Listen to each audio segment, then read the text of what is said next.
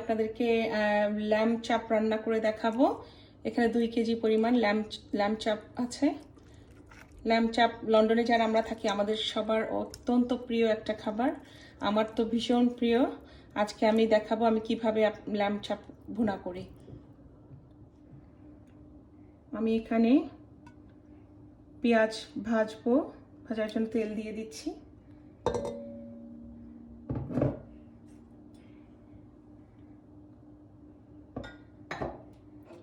পেঁয়াজের সাথে আগে আমি দিয়ে দিচ্ছি তেজপাতা, আর এখানে দালচিনি, এলাচ, লবঙ্গ আর গোলমরিচ।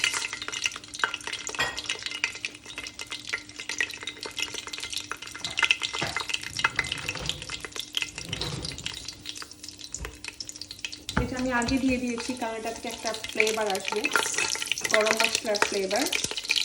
আমি এখন পেঁয়াজ দিয়ে দিচ্ছি। এখানে আমার 2টা পেঁয়াজ কাটা আছে, বড় মিডিয়াম সাইজের 2টা পেঁয়াজ। সাথে আমি একটু লবণ দিয়ে দিচ্ছি, তাহলে পেঁয়াজটা দ্রুত সিদ্ধ হয়ে যাবে।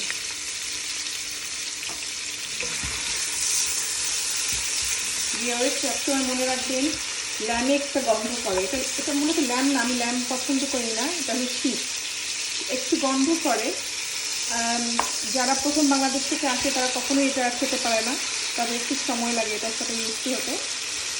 আমিও যখন প্রথম আসছিলাম তখন আমার খুব কষ্ট হতো এটা খেতে, বাট আমি পরবর্তীতে আমার আম্মা আমার বোনের কাছ থেকে শিখে নিয়েছি যে ল্যাম রান্না করতে গেলে বা শিক রান্না করতে গেলে অলওয়েজ আপনাকে রসুন বাটা, আদা বাটা একটু বেশি করে দিতে হবে, আর অবশ্যই জিরা বাটাও সাথে একটু বেশি। আর আপনাকে ল্যাম্পটাকে ভালো মতো কষাতে হবে, যদি আপনি ভালো মতো না কষান ল্যামে গন্ধ থাকবে। দেখতে পাচ্ছেন আমার পেঁয়াজ রেডি, এটা হাফ ব্রাউন হয়ে গেছে ভাজা। আমি এখন এটার সাথে সব ধরনের মশলা মিক্স করব, যেগুলো আমি সাধারণত চপে ইউজ করি, ল্যাম্ব চাপে। আমি একটু পানি দিয়ে নিচ্ছি আগে।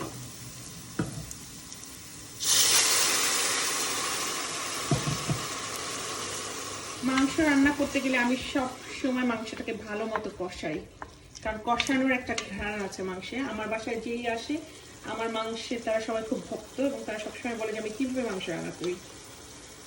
আমি আজকে দেখাচ্ছি আপনাদেরকে।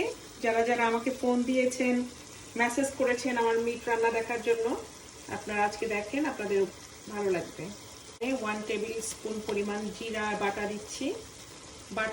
বাটা মশলাটা আমার খুব পছন্দ গুঁড়ার চেয়ে, যাতে ফ্লেভারটা ভালো মতো আসে। 1 টেবিল স্পুন পরিমাণ আমি আপনার ধনিয়া, ঝালটা একটু বেশি দিচ্ছি। এখানে আমি 1.5 টেবিল চামচ পরিমাণ বাটা মশলা দিচ্ছি।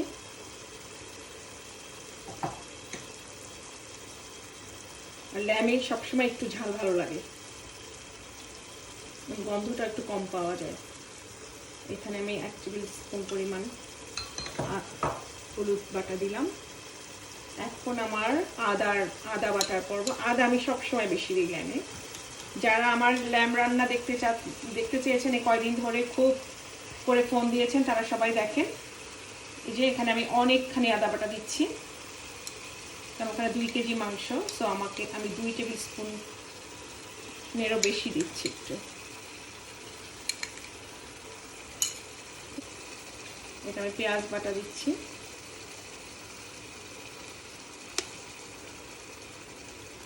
পেঁয়াজ বাটা আমি মাপছি না, আমি আমার পছন্দ মতো দিয়ে দিচ্ছি।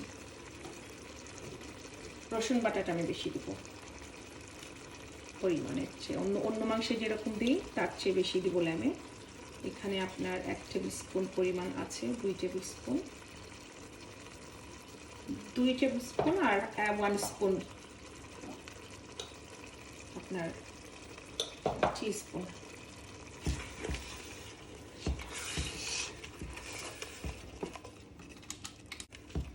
আমি এমনিতে পেঁয়াজ কম খাই তরকারিতে, মাংসে। অনেকেই বলে যে এত কম পেঁয়াজ দিয়ে কীভাবে রান্না করেন। নর্মালি আমি যখন বাসায় রান্না করি আমার মনে হয় যে পেঁয়াজ বেশি দিলে তরকারির যে সবজি যে ফ্লেভারটা, আসল ফ্লেভারটাই চলে যায় পেঁয়াজের, আর পেঁয়াজটা তরকারিকে মিষ্টি বানিয়ে ফেলে। মেহমান আসলে তখন একটু বেশি করে দিই। আমার এখানে আছে ভাজা জিরা, এটা আমি সারা বছর ঘরে রেখে দিই করে, কারণ ভাজা জিরাটা আমি সবসময় যে কোনো মাংসের সাথে আমি অ্যাড করি। এটাকে আমি কুইক একটা ব্লেন্ড করে নেব এটা দিয়ে। এটা আমি একদম শেষে যে মাংস রান্নাটা যখন শেষ হবে তখন আমি এটা অ্যাড করব। আমি এখন এখানে কষা মশলার মাঝে কিছু কাঁচামরিচ দিয়ে দিব, তাহলে কাঁচামরিচটা ওখানে সিদ্ধ হয়ে যাবে। কাঁচামরিচের একটা আপনাদের পদ্ধতি শিখিয়ে দিই। এটা যদি কাঁচের জারে রাখেন, মুখটা ছিঁড়ে, বোটাটা ছিঁড়ে, তাহলে এটা হবে কি, এটা অনেক দিন পর্যন্ত ভালো থাকবে, একদম টাটকা। এটা আমি 2 সপ্তাহের উপরে আমি এটা রেখেছি এখানে, এখন একদম টাটকা। আমার মশলা কষা হচ্ছে, তেলটা উঠে আসছে মশলা থেকে।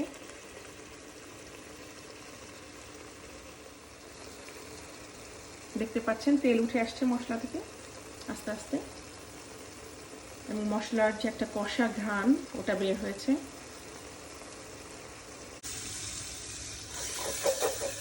দেখতে পাচ্ছেন মশলাটা কষানো হয়ে গেছে। আমি এখন ল্যাম্ব চাপটা এখানে মশলার মধ্যে দিয়ে 10 মিনিটের মতো কষাবো। এটা থেকে পানি বের হবে, ল্যাম্ব থেকে অনেক পানি বের হবে, যে আমি অনেকক্ষণ ধরে চেপে রেখেছি, তারপরও ল্যাম্বের একটা পানি আছে মাংসের, ওটা বের হবে। আমি এখানে কোনো পানি দিচ্ছি না, মাংসের নিজস্ব পানি যেটা ওইটা বের হবে, আমি কোনো পানি অ্যাড করবো না এখন। আমি জাস্ট নেড়ে চেড়ে মশলাটা এটার সাথে যখন লেগে যাবে সব মাংসের সাথে, আমি আস্তে করে ঢাকনা দিয়ে দেবো।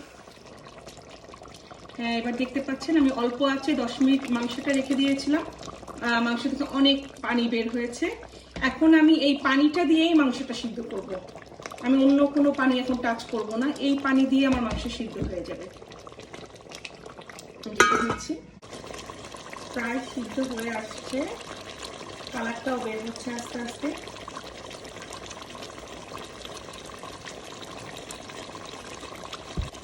এরপরে যদি আপনারা একটু ঝোল দিতে চান, ঝোল দিতে পানি দিতে পারেন, অ্যাড করতে পারেন পানি যতটুকু পরিমাণ আপনারা যেভাবে খেতে চান, ড্রাই বা একটু ঝোল যেটাই খেতে চান, বা আলু মিক্স করতে পারেন, শাককরা দিতে পারেন, যেভাবে আপনারা খান।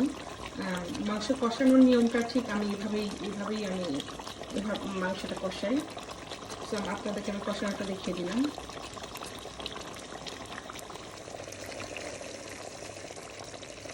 হয়ে গেছে আমার ল্যাম্ব চাপ কষা। আমি এখন এটার মধ্যে জিরা টালা গুঁড়া দিব, আমার রেডি হয়ে আছে।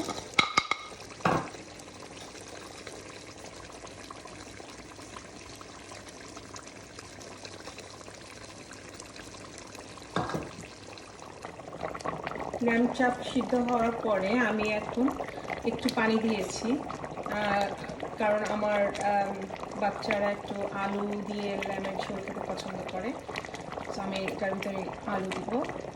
আমি এখানে 7টা ছোট আলু, এটাকে বেবি পটেটো বলে, এটাকে আমি কেটে নিয়েছি অর্ধেক করে।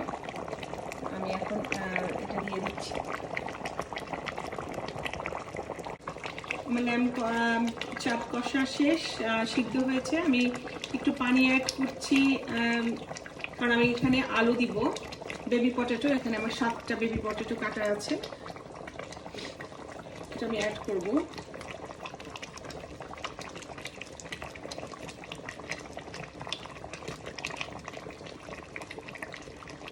দেখতে পাচ্ছেন সুন্দর একটা কালার আসছে। আলুটা সিদ্ধ হওয়া পর্যন্ত আমরা ওয়েট করি। দেখতে পাচ্ছেন আমার রান্না শেষ। আমি এখন আপনাদের কাছ থেকে বিদায় নিব, আবার হয়তো খুব শীঘ্রই আসবো কোনো একটা নতুন রেসিপি নিয়ে।